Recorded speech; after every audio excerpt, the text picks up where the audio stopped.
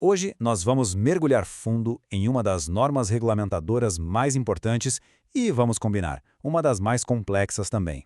A NR15, que trata das atividades e operações insalubres. É essa norma que estabelece os critérios para definir o que de fato torna um ambiente de trabalho insalubre e, o mais importante, quais são as regras para proteger a saúde das pessoas expostas a riscos todos os dias. Para a gente não se perder nesse universo, nosso roteiro vai ser o seguinte. Primeiro, vamos firmar a base, entendendo o que exatamente é insalubridade. Depois, a gente analisa as consequências e as soluções, como o adicional de insalubridade e as formas de neutralizar o risco. E então, entramos de cabeça na análise dos agentes, começando pelo ruído, passando pelo calor, outros agentes físicos e, para fechar, o complexo mundo dos agentes químicos. Então, vamos lá. A questão fundamental, o ponto de partida de tudo é: o que a legislação brasileira define tecnicamente como uma condição insalubre de trabalho? A resposta não é baseada em opinião, ela está toda detalhada com muita precisão na norma. A definição da norma é muito clara. Insalubridade não é um simples desconforto, é muito mais do que isso. Estamos falando de atividades que expõem as pessoas a agentes que fazem mal à saúde e que essa exposição acontece acima dos limites que a lei considera seguros. E tem um ponto-chave aqui: durante a sua vida laboral. A lógica é a do dano cumulativo. Pense numa gota d'água pingando numa pedra. Uma gota não faz nada, mas ao longo dos anos, o estrago aparece. Aqui, a ideia é a mesma. É uma questão de dose e tempo de exposição. E como a NR15 chega à conclusão de que uma atividade é insalubre? Bem, ela tem 3 caminhos diferentes para fazer isso. O primeiro é o caminho dos números, o quantitativo. Se a medição de um agente como o ruído ultrapassa o valor máximo permitido, pronto, está caracterizada a insalubridade. O segundo é o qualitativo, o caminho da lista. Existem atividades que, pela sua própria natureza, já são consideradas insalubres. Não precisa nem medir. E o terceiro caminho é o da perícia, que exige um laudo de inspeção no local para comprovar o risco em condições muito específicas. E aqui está o conceito central daquele primeiro caminho, o quantitativo, o limite de tolerância. Pense nisso como uma linha de segurança, uma fronteira definida pela ciência. A norma estabelece para vários agentes qual é a concentração ou a intensidade máxima a que uma pessoa pode ser exposta dia após dia durante toda a sua vida de trabalho, sem que isso, a longo prazo, cause um dano à sua saúde. Ok, uma vez que a insalubridade é comprovada, o que acontece?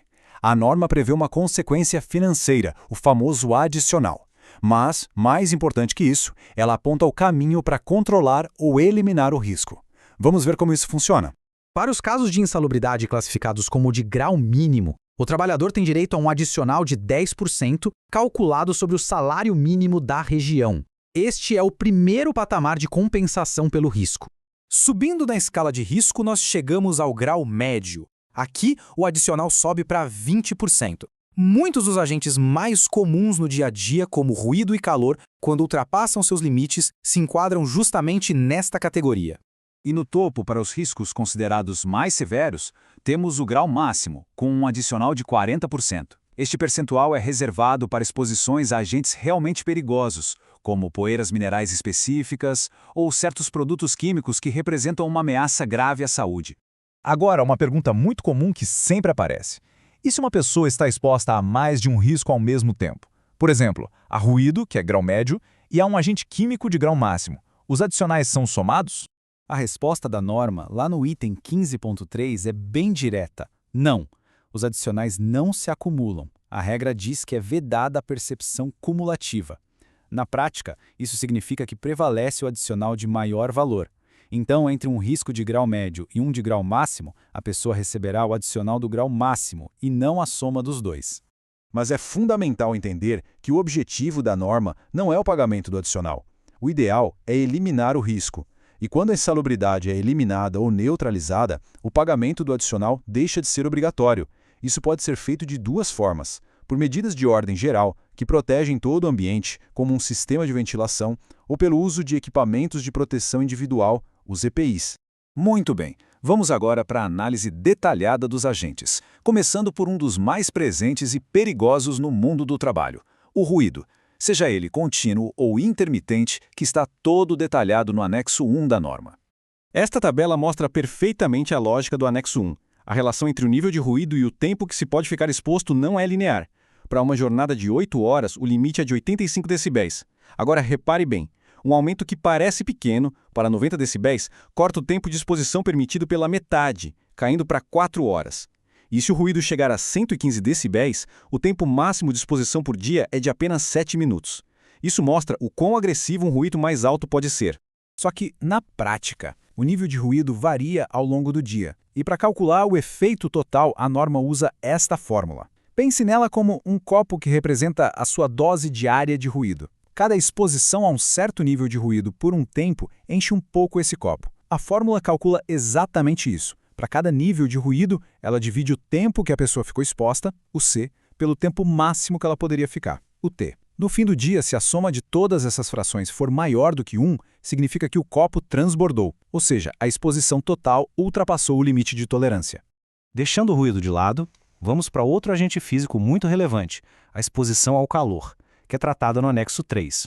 O grande desafio aqui é medir de forma objetiva o estresse que o calor causa no corpo humano. E a resposta da norma para esse desafio é o IBTG. O nome é comprido, Índice de Bulbo Úmido Termômetro de Globo, mas a ideia é medir a sobrecarga térmica de uma forma muito mais completa.